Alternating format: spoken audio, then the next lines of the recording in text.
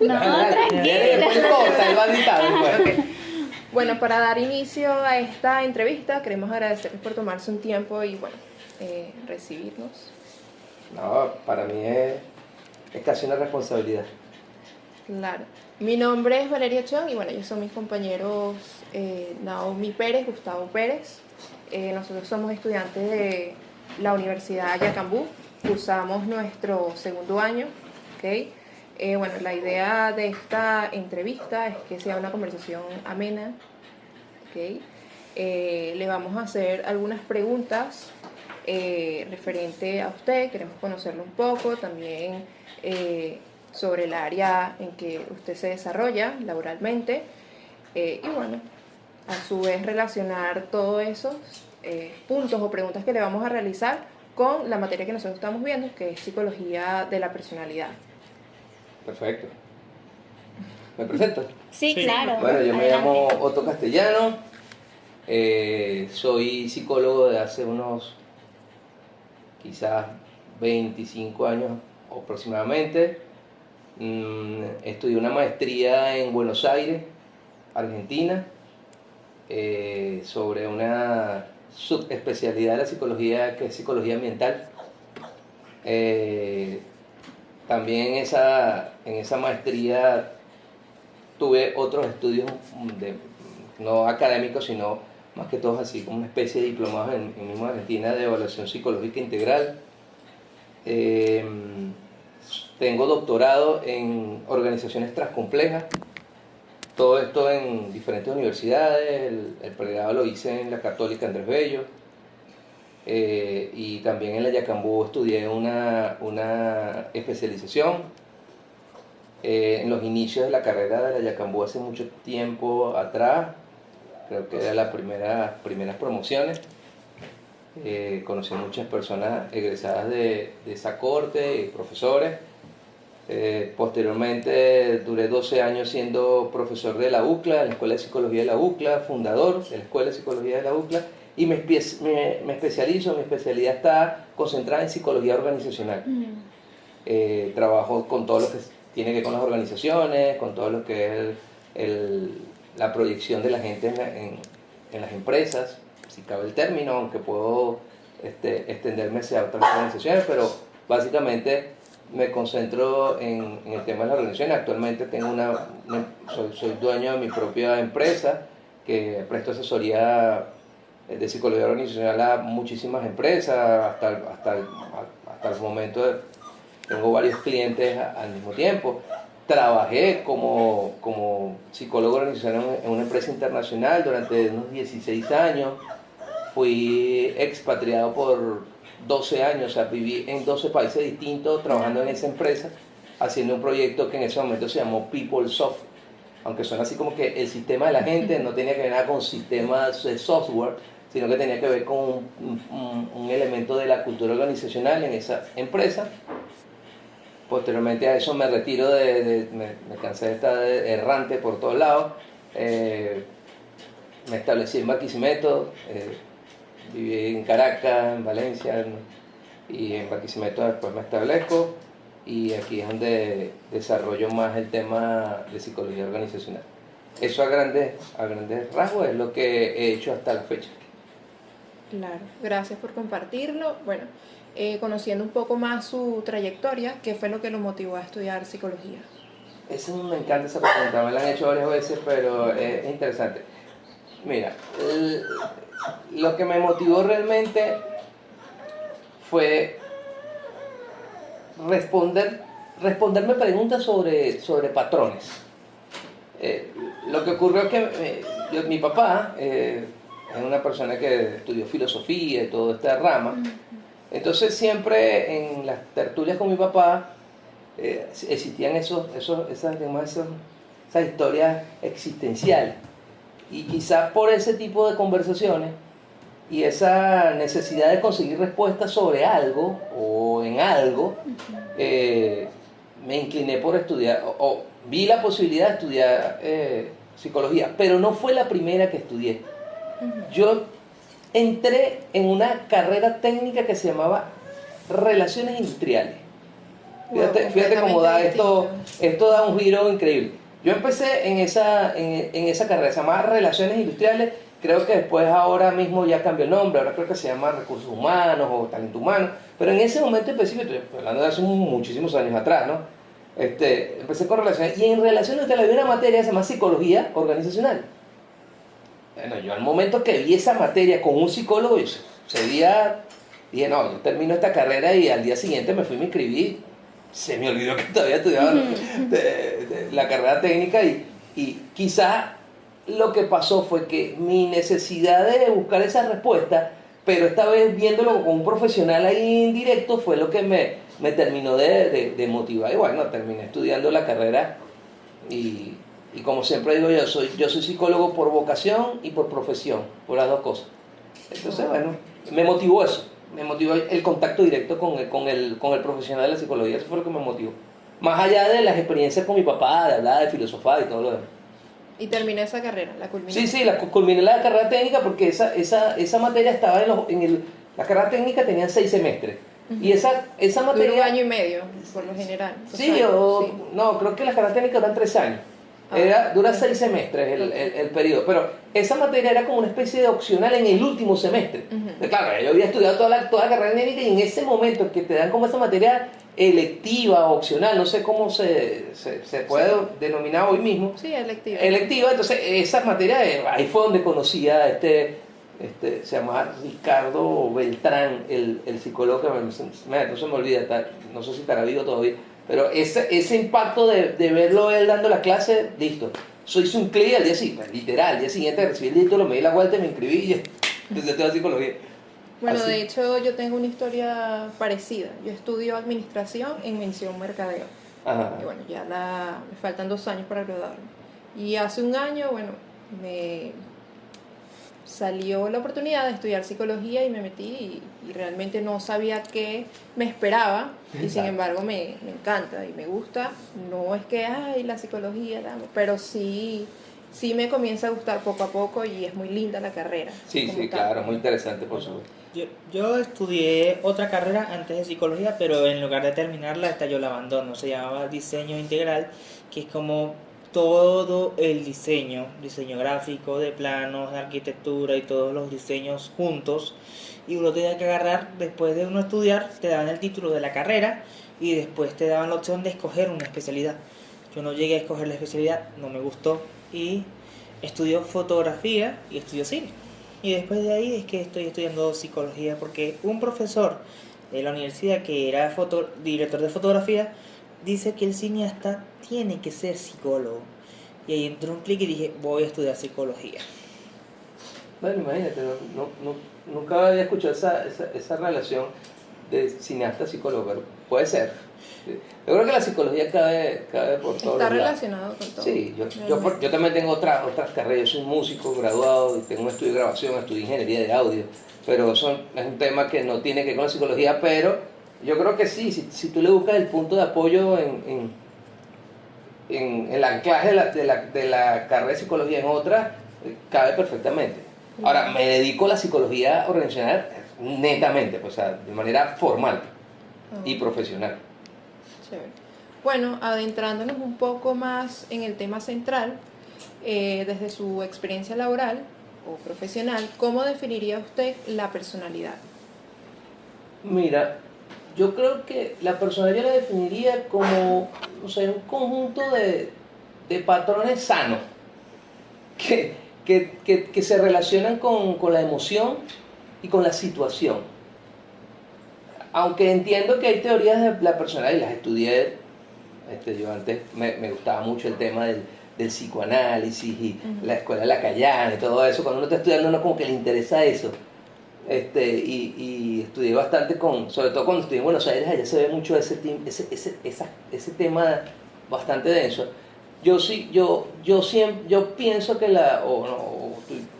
la visión que tengo yo del concepto de personalidad es eso. Para mí es un conjunto de patrones sanos que tienen que ver con la emoción y con la situación. Ahí es donde de verdad aflora lo que es la personalidad. Más allá de lo, obviamente, hay factores biológicos que se pueden involucrar, pero Sí, claro. básicamente lo veo así. Ok. La siguiente pregunta sería esta. ¿Considera que la personalidad es algo estable o que puede cambiar a lo largo de la vida? Interesante la pregunta. Yo creo que la personalidad, yo creo que puede modificarse en algún punto, pero va a haber un punto de anclaje, o sea, va a haber como un punto de partida. Es como tener un espacio central donde arranca, pero la madurez, las situaciones vividas, la dinámica social te hacen de alguna manera ubicarte en diferentes posturas o visiones que pudiesen de alguna manera existir una modificación. O sea, no soy de las personas que piensan que es algo cuadrado, que no se movió, naciste ahí y estáticamente llegaste a la muerte. Hay como una especie de evolución, pero sí creo que hay un anclaje, hay una situación donde de ahí parte. No es que nace, no es que está de la nada y apareció la situación y se te creó la persona, sino que hay como un anclaje y luego se va evolucionando en la medida de tus experiencias, de tus situaciones, del entendimiento que tengas tú de la vida o simplemente de las otras experiencias con las otras personas. Claro. Ok. ¿Cómo comprende usted al ser humano? ¿Como alguien que puede cambiar o como alguien determinado por su historia y circunstancias? Mira, yo creo que, lo que pasa es que yo siento que a este punto no hemos cambiado nada desde que estábamos en la época, me refiero como sociedad, pero el ser humano, para mí, hay una situación de adaptabilidad grande. O sea, hay un espacio donde el ser humano se adapta y para eso hay miles de ejemplos. Sociedades que han vivido guerras, desastres naturales, situaciones pandémicas, que ya la vimos nosotros también, Sí. y que de alguna manera cada uno, digamos, en su postura, hablando de términos de personalidad, terminaron modificándola, terminando siendo, eso es como una pregunta que me hicieron una vez en el doctorado, que me preguntaron que si el hombre había evolucionado porque cooperó o porque compitió. Bueno, eso fue un debate, imagínate tú, todo el mundo pensando es una pregunta muy abstracta de responder, por muy simple que parezca la pregunta, y es un poco eso. Yo creo que el ser humano se va moldando como las situaciones los va digamos, enmarcando. O sea, quizás el entorno influye para mí en un porcentaje altísimo. Entonces sí no creo que es estático, creo que sí se va modificando en el tiempo. Claro, totalmente de acuerdo con usted. Bueno, siguiendo la misma línea que venimos conversando, le doy a Sí, bueno, compañero. vamos a adentrarnos un poco más a este término de la personalidad. Siguiendo la misma frecuencia de preguntas, sabe que usted hace mención de varias cosas que me llaman mucho la atención y vengo aprendiéndolo bastante en clases. La semana pasada hablábamos de las adaptaciones características, o sea, que vienen siendo como las estructuras de la personalidad adquiridas a lo largo de la vida. Entonces, yo quiero hacer la siguiente pregunta. En su experiencia profesional, ¿ha observado usted cambios importantes en la forma de pensar, sentir o actuar en las personas? Mira, yo te lo voy a responder así. Como mi entorno siempre fue en las organizaciones, en las empresas tienen un marco regulatorio, es un patrón que tiene la empresa. O sea, por mucho que tú quieras expresar lo que eres, hay una cosa que te está enmarcando en una situación. Entonces, yo lo que te puedo decir es que dependiendo de cómo es la empresa, ahí viene eso. Déjame explicarme un poco. Yo creo que la empresa como núcleo, como marco de lo que es la personalidad que está... Imagínate que la empresa es un cuadro donde todas esas pinceladas forman la gente que forma la empresa. Uh-huh. Digamos que, para graficarlo de manera un poco lúdica, ¿no?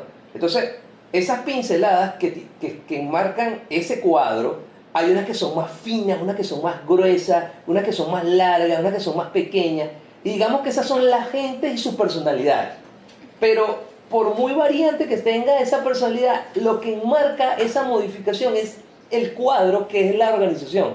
Entonces, puede ser que se hayan adaptado a ese marco, pero no necesariamente hayan modificado su personalidad. Yo creo que es algo un poco más de que tiene que ver con la sobrevivencia, de tener un trabajo, que la propia expresividad de la personalidad como tal.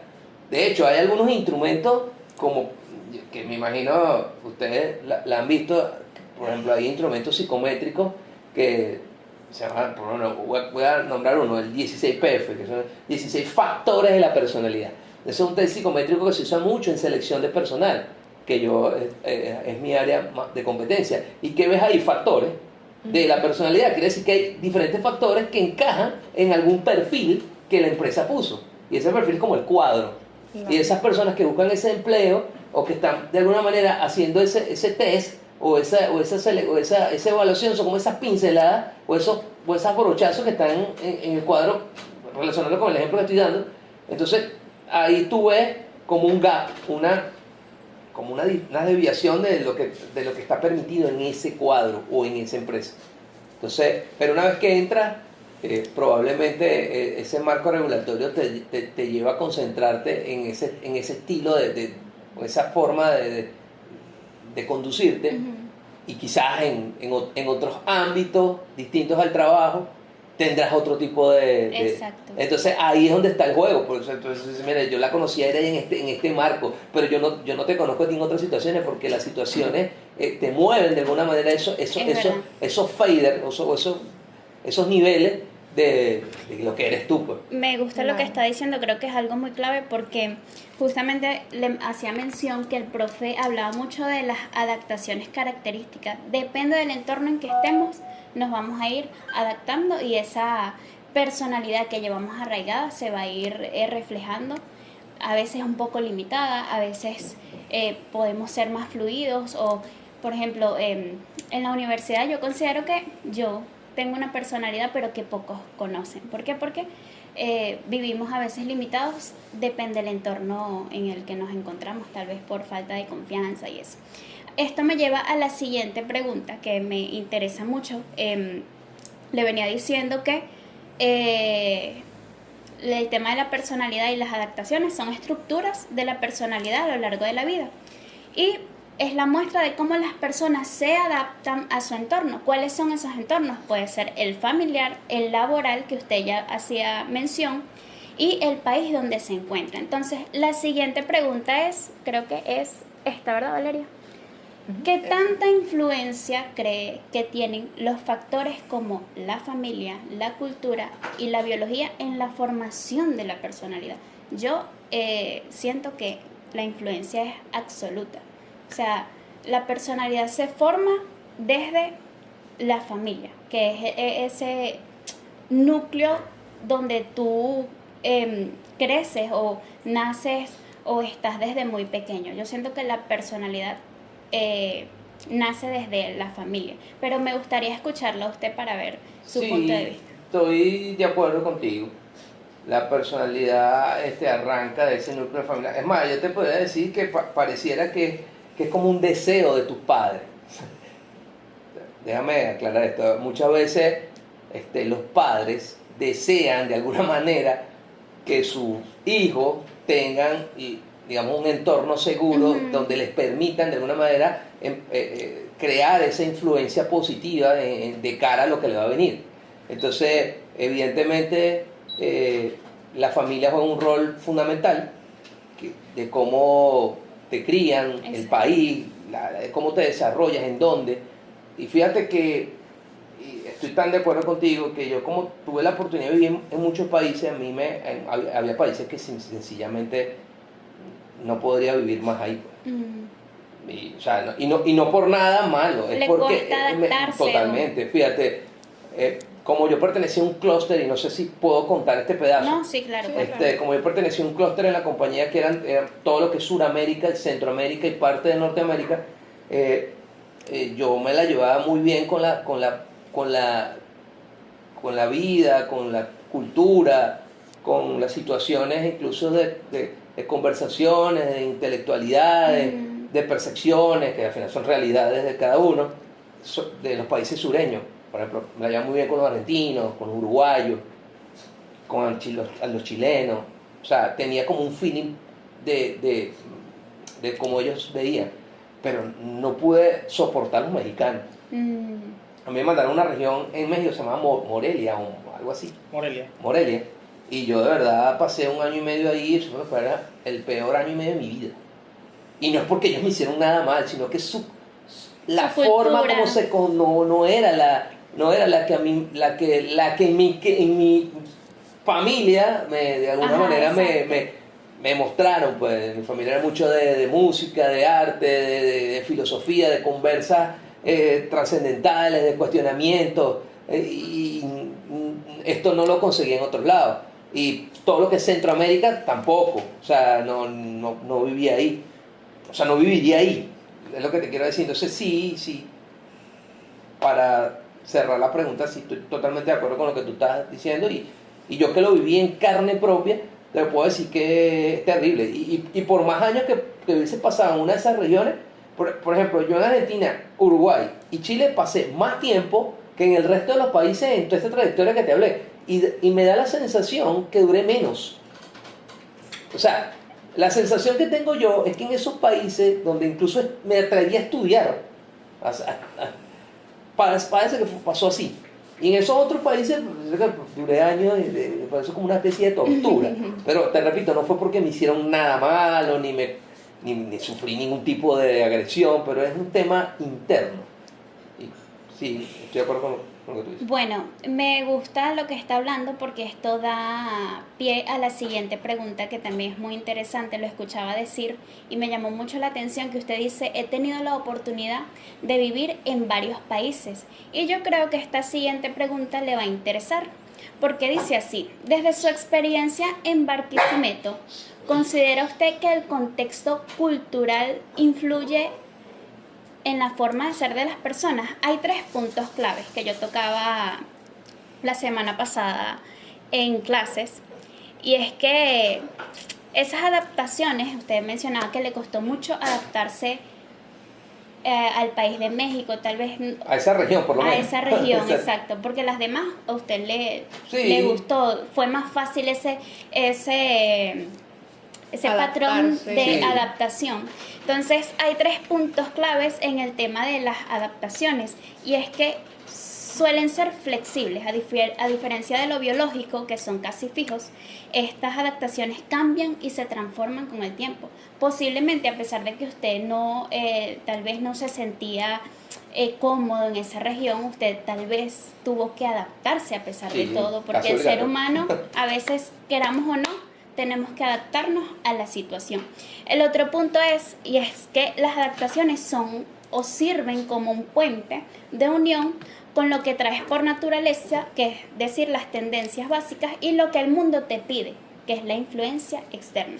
Y aquí va el tercer punto, que va de la mano con la pregunta que le hice, que ahorita se la vuelvo a leer, y es que varían por tendencia. Una persona puede ser curiosa, pero eso va a variar dependiendo de la región en donde se encuentre. Yo me preguntaba y decía, pero ¿cómo así? ¿Cómo una persona cambia? O sea, la misma curiosidad que tú vas a tener, por ejemplo, en Japón, no es la misma que tú vas a tener en Estados Unidos. ¿Por qué? Porque son 2 regiones totalmente distintas y cada país tiene lo suyo. Entonces, le vuelvo a repetir la pregunta. Desde su experiencia en Barquisimeto, ¿considera usted que el contexto cultural influye en la forma de ser, o sea, influye en la forma de ser de las personas? Absolutamente. Fíjate algo. Yo, porque, viví en otros países, pero ahora vamos a darle doble clic y vamos a hablar de Venezuela. Yo estudié y viví en Caracas. Y viví en Valencia. Y me casé y trabajo en Barquisimeto. De hecho, no estamos ahora mismo ni siquiera en Barquisimeto, es Yaracuy. Y esos son mundos distintos. Parece que estamos hablando de países distintos. ¿Y por qué? Me atrevo a decir que varios factores. Lo primero es un tema absolutamente cultural. absolutamente de expectativas. ¿Qué espera esa persona de ti en esas regiones? Por ejemplo, el larense, que me ha tocado vivir, sobre todo en las empresas, con ejecutivos y dueños de empresas larenses, es una persona que tiene una situación que no es, se deja llevar mucho por de dónde viene, cuál es tu familia. Aquí escucho muchos términos como, por ejemplo, disculpe, ¿cómo es tu nombre? Naomi. Naomi, tú eres Naomi, ¿qué apellido? Pérez. Naomi Pérez, pero tú eres lo de Pérez de Carora. O sea, eso lo escucho yo mucho acá. Y al principio yo lo dejaba como que, bueno, sé por qué. Claro. Pero le dan muchísimo valor a de dónde, cuáles son tus conexiones dentro del Estado. O sea, no sé por qué, eso en la región central o en Caracas es una locura. O sea, tú puedes hoy estar con una persona que vive no sé dónde, no sé, en los Altos Mirandinos, y al día siguiente está, no sé, hablando con una persona que te vende un perro caliente en Chacaíto. No sé, hay como una especie de dinamismo en la sociedad que te permite, por eso que, o el maracucho, si tuviéramos un maracucho aquí ya estuviésemos riéndonos 4 veces. O sea, hay unas situaciones de típico de la zona que te hacen tener una personalidad que es ahí donde nosotros, es un poco lo que te hablaba hace un rato, digamos que Maracaibo es como ese cuadro y todos esos maracuchos que están ahí son como esas pinceladas. Cada uno de ellos tiene como una variante, pero todos tienen algo que tú sabes que son maracuchos, o sabes que son larenses, o sabes que y hay influencias religiosas, culturales, sociales, antropológicas, psicológicas, estéticas. O sea, la estética de la ciudad es distinta, la percepción de los transeúntes es distinto, cómo tú caminas, te desenvuelves, hablas, gesticulas, es absolutamente distinto. Entonces, evidentemente, en el mismo país ya tenemos, o sea, una diversidad de elementos que te hacen definitivamente tener y a mí que me ha tocado seleccionar personas en empresas que tienen sucursales en diferentes estados, no es lo mismo hacer entrevistas y aplicar pruebas psicométricas en el afán de buscar un elemento que se adapte a un perfil de un cargo, de un maracucho, de un valenciano, de un caraqueño, de un barquisimetano, de un caroreño o de un margariteño. Son absolutamente distintos. De hecho, esta pregunta no está, pero me genera un poco de curiosidad. Usted dice que ha tenido la oportunidad de vivir en varios países y va muy de la mano con la pregunta que ya le hice. O sea, ¿usted considera que vivir en varias regiones le influyó en esa personalidad que usted tiene? Sí. ¿Y en qué cosas considera usted que pudo tal vez como sembrar o incluir a esa personalidad que ya usted tiene por... Sí, me influyó, me impactó. Hay muchas regiones que me impactaron. Por ejemplo, la forma como...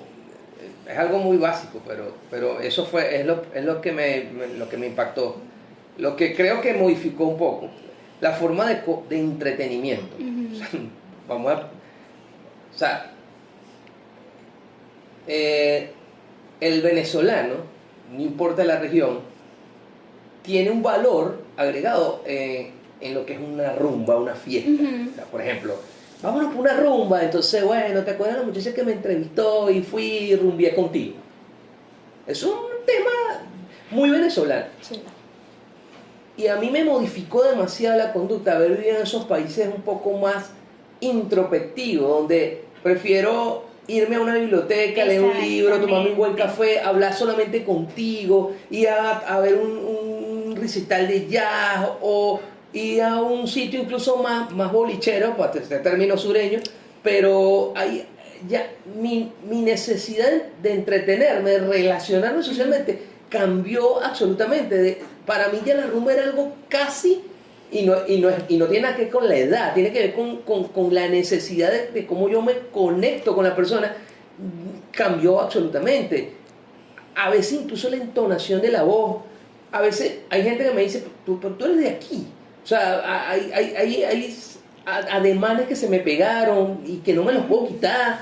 Hago gestos que que no sé si es que ya los tenía o absolutamente fueron adquiridos porque me gustaba. Todo lo que leí, lo que escuché, lo que hablaba, cómo hilaba frases o cómo yo encaraba una discusión, se modificó bárbaramente. O sea, yo antes quizás era más, tenía un tema más de imponer el poder que me daba cierto cargo. Te confieso que era así, yo era el coordinador y listo, aquí se hace lo que yo diga y punto. En estos países se necesita más, o sea, tener el acto de argumentación, de qué piensas tú, cómo te sientes tú, cómo lo ves tú, y eso me modificó bárbaramente, absolutamente. De hecho, yo cuando daba clases en la UCLA, no sé, los profesores de la UCLA son bastante fuertes con eso. O sea, hay un tema del estudiante y el profesor de la UCLA que es incluso digno de estudiar. O sea, esa cosa de tan lejano que se ve el estudiante con el profesor de esa universidad, porque en las universidades, en Yacambú no me pasó tanto, en el Fermitoro tampoco. En la UCLA sí me pasó, sobre todo que yo empecé como en la escuela de medicina, que es bárbaro, o sea, viene el doctor y bórralo, o sea, nada, no hay nada que hacer.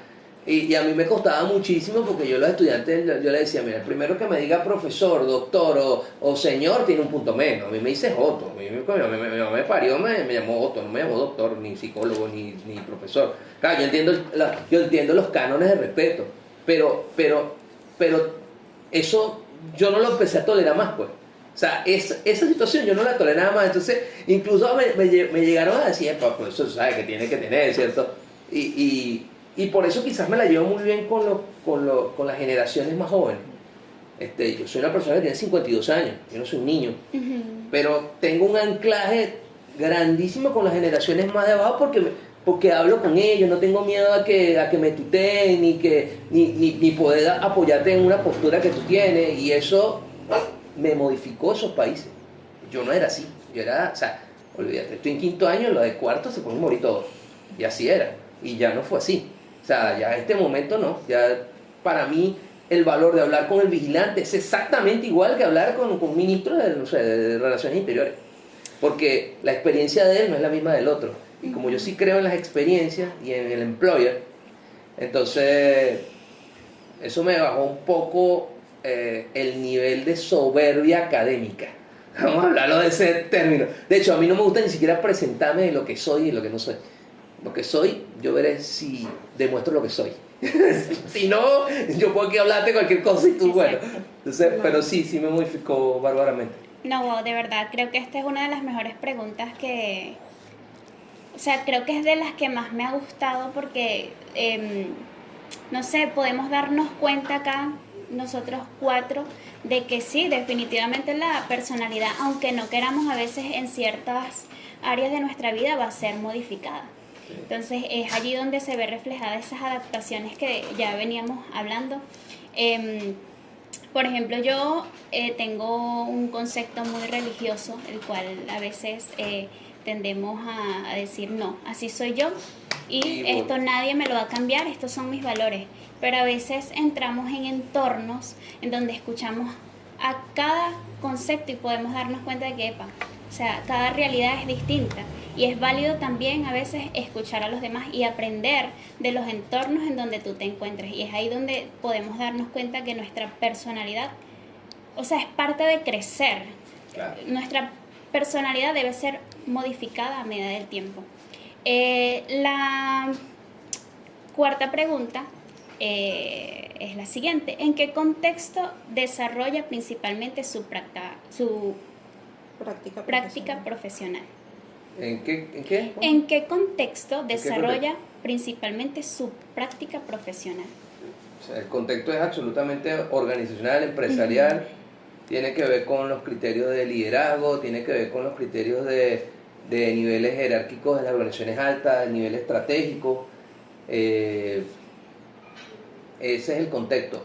Aunque me gusta mucho, soy así, cada vez que voy a una empresa a brindar una asesoría, evidentemente empiezo hablando con los dueños, los líderes, los gerentes, pero termino siendo mi amigo de todo el almacén. O sea, yo soy una persona que cree que en cualquier nivel se consigue la respuesta, solo que son diferentes lenguajes. En la medida que tú tienes la capacidad de hablar esos lenguajes, tienes mayor capacidad de resolver el problema por el cual te llamaron. Que una de las cosas de un psicólogo, y es una responsabilidad que ustedes van a aprender cuando se gradúen, es porque pesa en el hombro bastante la palabra psicólogo. Sí. Esas cosas son increíbles. El día que yo pegué 5 gritos y me agarré a pelear con no sé, con una persona allá en la Alcabala, el psicólogo de otro se volvió loco. O sea, hay ciertos clichés que se nos meten a nosotros los profesionales de la psicología que son duros de llevar. Y entonces, ¿qué es lo que ocurre? Que el contexto donde yo me muevo es un contexto de mucho formalismo, de mucho elemento táctico, estratégico. Estamos hablando de personas que invierten dinero, estamos hablando de personas que invierten tiempo, que a su vez se traduce en dinero. No estamos hablando de un paciente que es una relación prácticamente unilateral, o bilateral, mejor dicho, tú y yo, paciente, y te voy revisando, salud, y vamos conectando. Esto es distinto, esto tiene todo es más frío, es complicado, tiene un halo mercantilista, tiene un halo menos humanista. Sin embargo, yo trato de, por lo mismo que hemos estado hablando, de darle ese toque un poco más de sensibilidad, ya las cosas cambiaron realmente, y hay gente que no lo cree, pero sí, cambiaron. Aquí no hemos hablado de un tema interesante que modifica bastante la personalidad, y creo que sería un tema interesantísimo que lo consideraran a la hora de hacer sus proyectos de grado, sus tesis, que es la relación de la inteligencia artificial, de la tecnología y la personalidad. Eso, aunque parezca un tema hoy muy raro de masticar, puede haber, acuérdate que la tecnología se convierte en ese otro país que fuiste, en esa otra persona que conociste. Exactamente. Entonces hay que considerarlo, creo yo, de cara al futuro. Ustedes que son para mí la generación de relevo, considera estos temas, los temas generacionales, cómo se enlaza una generación con otra, y eso tiene una personalidad. No soy de la persona que piensa que las generaciones actuales son bobas, por lo contrario, soy de los que piensan lo contrario. Entonces, sí creo que el contexto donde yo me muevo es absolutamente organizacional, absolutamente estratégico, empresarial, táctico, calculador, frío.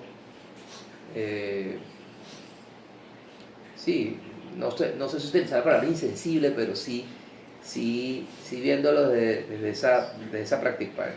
Hay menos, ¿cómo decirlo? Hay menos situación pasional, hay más situación de mucha cabeza fría, de mucho pensamiento, como si estuvieses practicando yoga, por una cosa así. Cualquier y creo decisión. que es una de las características básicas que debería tener un psicólogo. O sea, Sí, lo que pasa es que, bueno, depende de donde te vayas a desarrollar. De repente un psicólogo de la salud, un psicólogo infantil, social, a lo mejor tienen otras características.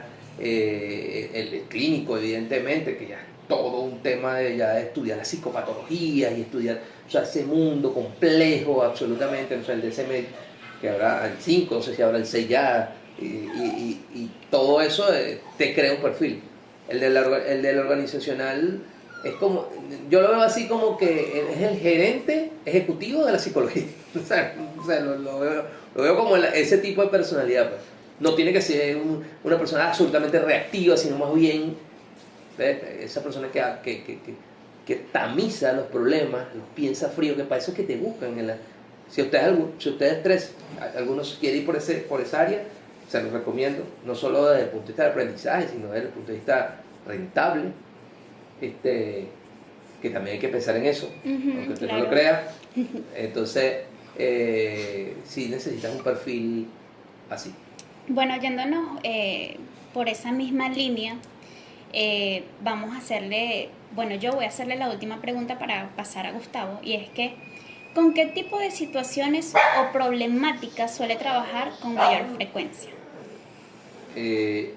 una de las problemáticas que casi que es el día a día es el grado de ansiedad que tiene la gente. El trabajador, que es en el nicho donde yo me muevo. Es una cosa terrible. La ansiedad mirada desde cualquier ángulo, de donde lo quieras categorizar.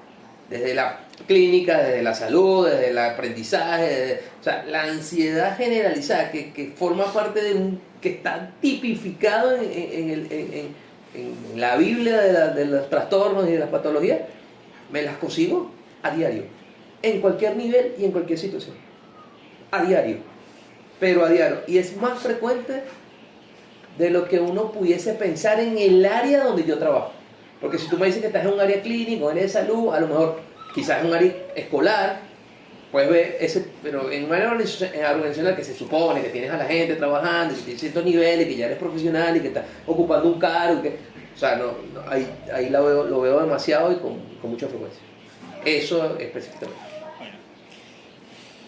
Bueno, antes de hacer las preguntas correspondientes, le quiero preguntar cómo le está pareciendo la entrevista, el nivel de producción que de esta misma y como tal, cómo les parecen mis dos compañeras y yo consecuentemente como entrevistadores. Conmigo puede hacerlo después porque no le he comenzado a entrevistar, pero con ellas, ¿cómo ha sido la experiencia?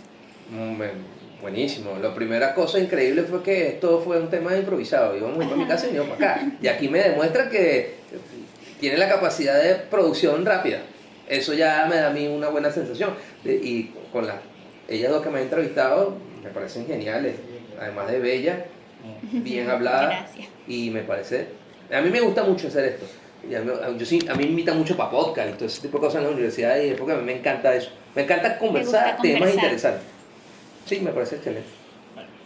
La siguiente pregunta que le voy a evaluar es la siguiente. Cuando desea conocer a una mejor persona, ¿qué herramientas o estrategias suele utilizar en su práctica profesional? O sea, cuando quiero conocer a una mejor persona. Cuando usted quiere conocer a una persona, okay. ¿Qué estrategia usted utiliza en su área profesional? ¿Cómo hace para conocerla mejor? Yo creo que después de haber estudiado tanto evaluaciones y test, yo nunca cambio la entrevista. Sigue siendo la misma. La entrevista para mí, el poder conversar con alguien, mirarlo a la cara y hacer el feedback, eso para mí no tiene ningún precio. O sea, eso es el tope. Después tú puedes usar cualquier mecanismo, cualquier instrumento, tanto psicométrico como proyectivo, para poder sacar de ahí algunas cosas, pero la conversación en una entrevista, que yo en mi caso la hago por competencia, que es un estilo de entrevista, que me imagino que cuando estén ¿ya ustedes vieron psicología organizacional? Bueno, cuando la vean, probablemente se van a sentir más identificados con esta conversación que estamos teniendo hoy, pero ese tipo de entrevista para mí es el mecanismo A1.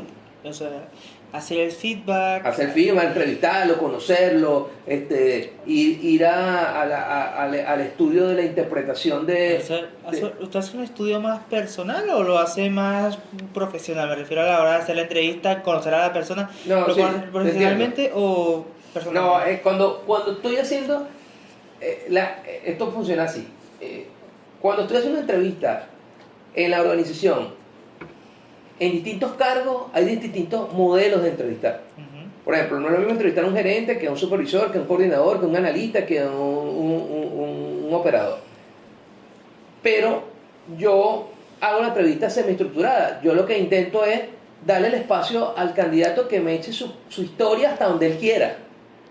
Y en la medida que la conversación se va dando, tal cual lo estamos haciendo acá, fíjate que yo no tenía las preguntas, sin embargo, esto se convirtió en una tertulia. Entonces, eso es lo que yo intento hacer con el candidato, conocerlo desde su capacidad que tenga él de dar apertura, y después voy metiendo temas que tienen que ver con el trabajo. Así que yo lo hago. Y después yo lo refuerzo con pruebas, como para tener una confirmación de un poco lo que estoy viendo. Su experiencia, qué ha hecho, qué no ha hecho, cómo le va, qué piensa el país, qué no piensa. Hay gente que dice muchas cosas en tiempos muy cortos. Bueno, eso es lo que hago. Bueno, otra pregunta que le voy a estructurar consiste en la siguiente. ¿Qué tan importante considera comprender la personalidad antes de iniciar un proceso de atención psicológica o un proceso de atender un posible trabajador de una empresa? Yo creo que si tienes el tiempo y tienes la posibilidad, es importante revisar su antropología, su psicolo, no, o sea, de dónde es, dónde viene, o sea, si tienes esa posibilidad antes de encararlo, sería genial. Ahora, si no tienes la posibilidad, porque una cosa es lo que pasa en la teoría y otra cosa es lo que pasa en la práctica. De repente hoy tienes que entrevistar a alguien, no sabías que tenías que hacerlo, te llaman a un sitio, mira, anda a entrevistar a este gerente, qué sé yo, no tienes el tiempo como de hacer ese review, tú tienes que tener la capacidad de averiguarlo en el camino. Y yo creo que, pero si tienes la oportunidad, sí, yo revisaría mucho eso, dónde viene, de dónde nació, quién es, cómo es, en qué país estuvo, no estuvo, de dónde nació, qué cosa, porque de ahí va a partir ciertos patrones sanos que puedas tú categorizar. Pues. Por ejemplo, yo he escuchado una teoría, o sea, una explicación de que, de que un sector de Venezuela, un sector de población, era de las personas. Por ejemplo, yo he escuchado algo más relacionado con política, de que, por ejemplo, el general Marcos Pérez Jiménez o Juan Vicente Gómez, no me acuerdo cuál de los dos era, tenía un proceso de que una costumbre de su zona que cuando le llegaba una plata y tenía una deuda, él llegaba a esa plata y la pagaba. Okay. Eso era un concepto, o sea, un concepto del contexto poblacional que es también como de lo que define la persona, que lo que definiría su personalidad dependiendo del contexto. Y desde su experiencia, ¿cree que una persona puede la personalidad de una persona puede convertirse en una fortaleza o en una debilidad?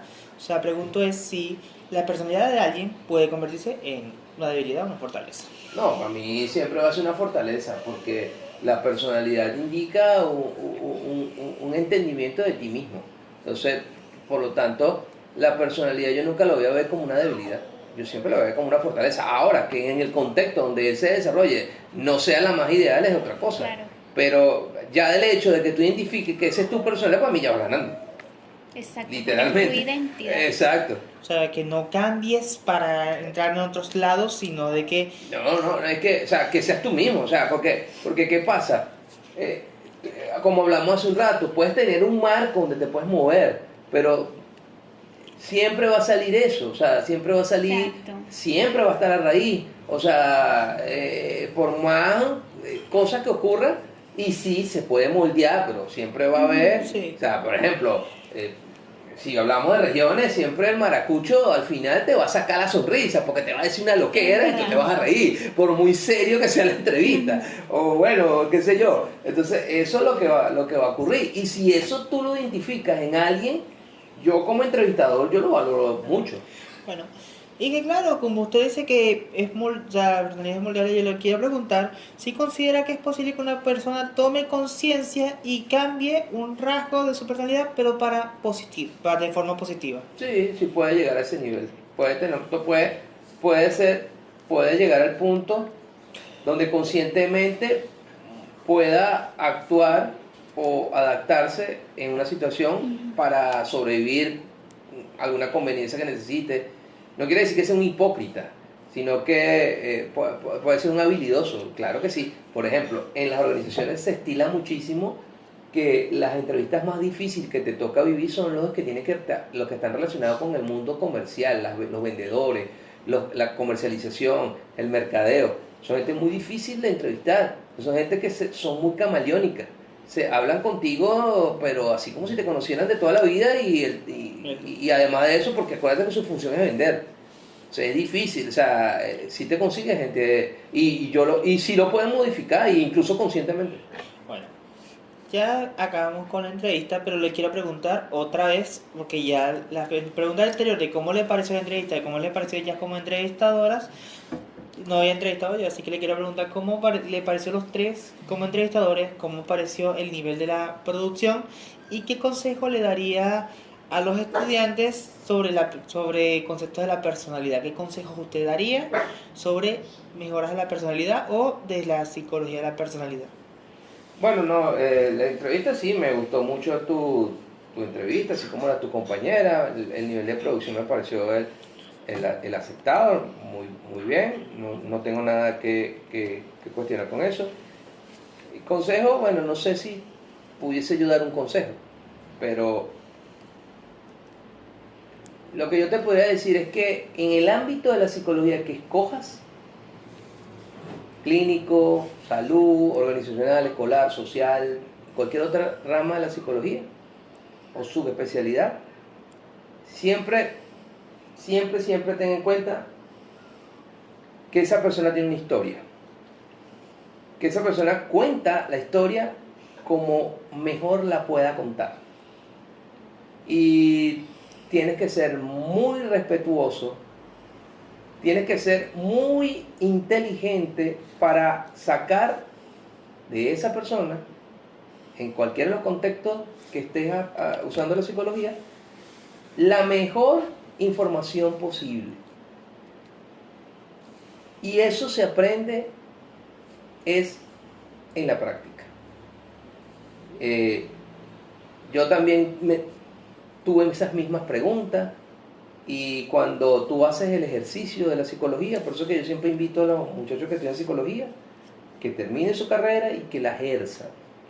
No, yo estoy en psicología, pero ahora trabajo no sé, no es malo que trabajes porque las situaciones te van a llevar, ya que estamos hablando de moldearte, pero vivir la experiencia de ejercerla te va a permitir entender todo esto. Que cada vez que vayas a entrevistar a una persona, sea un paciente o un cliente, dependiendo de cómo lo mires, vas a tener una historia al frente de ti, vas a tener una situación al frente de ti que es ajena a ti, que tienes que respetar, pero que además tú estás ahí tú eres un vehículo para ayudar.